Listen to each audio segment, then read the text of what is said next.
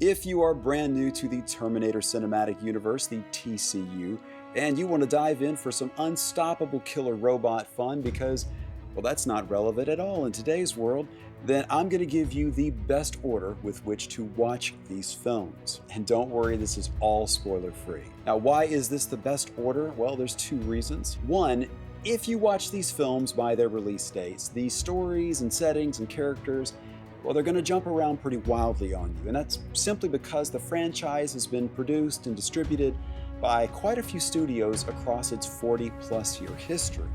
And the second reason, and this is really why it will be the best way to watch them, with this particular order, your Terminator journey is going to more closely align with the franchise's core themes, which are choice and fate. And then you stir that pot with some time travel hijinks. So this is how we're going to get started. All right, the first three films that we're going to watch are going to be grouped into what we call the Cameron Prime timeline, meaning these movies are directly from filmmaker James Cameron. He is the director and the co-writer for the first two films, and he's the producer and key story developer on the third film. This is the vision and story arc that essentially establishes the Terminator universe. And it is from this timeline that the alternate TCU realities will spawn. So on our Cameron Prime timeline, the first film is the one that sets everything in motion, the Terminator. This is set in the year 1984, with a couple of scenes scattered in from a future war in the year 2029. It's going to introduce us to the four central characters: Sarah Connor, John Connor, mostly in name only at this point, Kyle Reese, and of course that machine we all love to hate, the T-800 Model 101 Terminator. Next is Terminator 2 Judgment Day. This is set in the year 1995, and the story centers on a 10-year-old John Connor, along with some pretty awesome T-800 and T-1000 Terminator epicness. Okay, now I told you that this was all spoiler-free, so before we get to our last film in our Cameron Prime timeline, we're going to reference something that now happens in the year 1998, and we're going to refer to this as the John Connor event, or the JCE. And with that stated, that now leads us 25 years later to our final film, Terminator Dark Fate. This is set in the year 2020. And that JCE we were talking about, well, we're going to see that at the beginning of this film.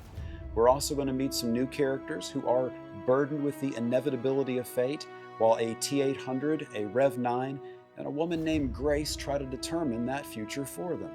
And that completes, as of the posting of this video, the Cameron Prime timeline. Now remember that John Connor event in 1998? Well, what would have happened if that event never occurred? We're going to explore that now because our remaining films are going to take place in alternate timelines. And that starts with Terminator 3, Rise of the Machine. This is set in the year 2004. How does a 20-year-old John Connor and a woman named Kate Brewster deal with fate? Well, it's definitely going to be a struggle when you've got a T-850 and a TX Terminator in the mix. And now, because of the events of T3, our Terminator future will now fork into two possibilities. In one, perhaps the world continues down the path towards Terminator Salvation. This is set in the future year of 2018. It's about 14 years later, Judgment Day has happened, and we are deep in war with the machines. It's gritty, it's dangerous, and is there really any fight against fate when you're just trying to survive?